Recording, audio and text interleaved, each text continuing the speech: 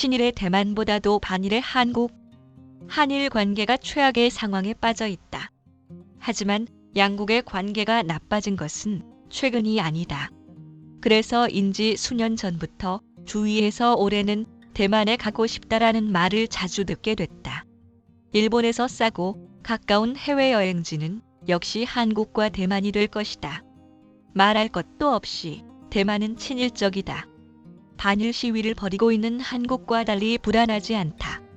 사람은 상냥하고 물가도 싸다. 겨울에도 비교적 따뜻해. 한겨울에 영하로 떨어지는 한국 서울과는 크게 다르다. 대만은 음식도 일본인의 입맛에 맞다. 조건이 갖추어져 있으므로 과격한 한국에 가지 말고 이제 대만에 가면 된다. 그렇게 생각하는 사람은 적지 않을 것이다. 그래도 아직까지는 한국의 인기가 꺾이지 않을 것으로 본다. 이런 상황에서도 역시 대만보다 한국이 더 매력적이기 때문이다. 한국 여행 열풍은 한류라는 엔터테인먼트에서 시작됐다. 한류는 드라마나 영화를 통해 한국 문화를 전파하고 이윽고 맛집, 미용도 일본 여성의 관심을 끌고 있으며 K-팝 인기에 불이 붙자 패션이나 화장까지 주목받게 되었다. 이는 한국의 엔터테인먼트를 해외에 수출해온 국가 전략의 승리라고 할 수 있다. 이렇게 효과적인 선전은 없었을 것이다. 한류 열풍은 더 이상 붐이 아니다. 드라마 겨울 연가의 일본 방송에서 15년 이상의 세월이 흐르고 있다. 한국 엔터테인먼트는 이미 하나의 장르로 일본에 정착했다고 해도 된다. 여기에 K-팝 인기가 더해져 지금은 거의 매년 한국의 아이돌 그룹이 도쿄돔에서 공연을 하고 있다. 여성 아이돌 그룹이 입는 옷은 그대로 한국 패션으로서 일본의 젊은 여성에게도 침투했다. 실제로 한국산 옷과 가방 등을 취급하는 서울의 도매 시장에는 일본 바이어뿐만 아니라 일본인 관광객도 많이 찾고 있다.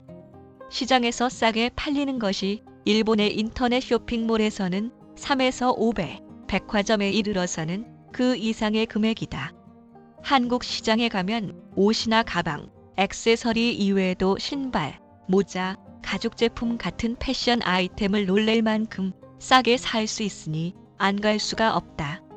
매달 옷을 사기 위해 서울을 찾는다는 온라인 쇼핑몰 바이어는 이번 여름에도 매출이 좋다. 어쨌든 잘 팔린다라고 말했다. 한일 관계의 나쁨도 아랑곳하지 않고 한국 패션은 변함없는 인기를 자랑하고 있는 것 같다. 패션만이 아니다. 한국에서는 드라마에서 여배우가 사용하던 화장품에도 외국인 관광객이 몰리면서 품절되기도 한다. 스킨케어 상품에는 일본의 약사법에서는 문제가 될 것 같은 문구가 있지만 얼마나 미용 효과가 있는지를 대대적으로 어필하고 있다. 드라마를 보면 등장하는 여배우가 투명한 피부를 하고 있으니 의외로 설득력이 있다. 한국 코스메이트가 가까워지자 여성 아이돌을 더욱 귀여워하는 동안 메이크를 흉내내는 여자도 늘었다. 그럼 대만은 어떤가? 유감스럽게도 한국과 같은 강한 콘텐츠를 가지고 있지 않고 대만 미식가나 스위츠는 인기이지만 그 외의 매력이 결여되어 있다. 왜 대만은 매력이 부족한 것일까? 과거 일본의 한류 열풍이 상륙했을 무렵 대만 엔터테인먼트는 화류로 불렸다. 하지만 붐을 넘어 일본에 정착한 느낌이 있는 한류와 달리 일상에서 화류 콘텐츠를 보는 사람은 적을 것이다. 겨울 연가를 계기로 속속 드라마나 영화에 투자해온 한국과 달리 대만은 드라마 유성과 어원, 꽃보다 남자의 인기를 일본에서 크게 펼치지 못했다. 지금 생각하면 천지우의 찬스를 놓쳤다고 말할 수 있다. 대만의 예능 관계자에 의하면 엔터테인먼트에 투자하는 한국과 달리 대만에서는 엔터테인먼트에 의해 외화를 획득한다는 발상이 없다. 그래서 연예계가 윤택하지 않고 인기가 있는 스타는 곧 중국 대륙으로 가버린다. 중국에서 활동하면 개런티는 대만의 10배 되는가. 그렇게 한탄한다. 이러다간 대만 엔터테인먼트 업계가 성숙할 리 없다. 대만 영화 업계도 한국에 크게 밀리고 있다. 한국 영화라고 하면 지금은 국제 영화제에서도 주목받아 그 지위를 확고히 하고 있다. 그런데 대만의 영화 업계라고 하면 제작중인 영화에서도 갑자기 투자가가 손을 떼고 제작 중지가 되는 일이 드물지 않다. 결국 이러쿵저러쿵 말해도 중국 자본에 의지하지 않을 수 없다. 계속해서 질 높은 작품을 제작할 수 있는 한국 영화계가 부럽다라고 영화 제작사 직원은 말한다. 타이베이 거리에서 흘러나오는 음악도 심상치 않은 대만 연예계를 상징한다.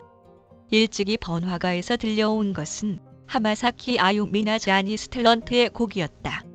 그것이 언제부터인가 K-팝으로 전환되었다.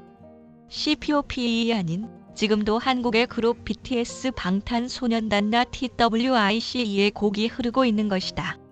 엔터테인먼트를 해외로 수출하기는커녕 오히려 한국에 빼앗긴 느낌마저 든다. 한편 대만에도 질 좋은 코스메틱은 있지만 한국 코스메틱과 같은 캐치적인 언어를 사용해 파는 방법은 하고 있지 않다. 원래 일본인에게 있어서 생소한 여배우가 모델을 하고 있으므로 관광객이 손을 내밀기 어려운 것은 당연한 일이다. 이 점도 한류를 계기로 상품의 매력을 잘 알리는 한국과 달리 메이드 인 대만을 아낌없이 느끼게 한다. 좋든 나쁘든 한국 여행에는 중독성이 있다. 뭔가 하나에 질려도 다른 장르를 즐길 수 있는 것이 강점이다. 비록 쫓아다니던 K-팝 아이돌이 군대에 가도 현지에서 맛있는 한국 요리를 먹고 미용 피부과에서 얼굴 기미를 제거하고 쇼핑을 하고 돌아오면 된다. 이렇게 해서 한국 여행은 반복된다. 게다가 지금은 몇 년 만에 원에 비해 엔이 오르고 있다. 가깝고 싼 해외여행지로 갈 수 있는 대만이 뭔가 강한 콘텐츠를 가지지 않는 한 앞으로도 한국으로 여행 가는 사람이 늘어날지 모른다.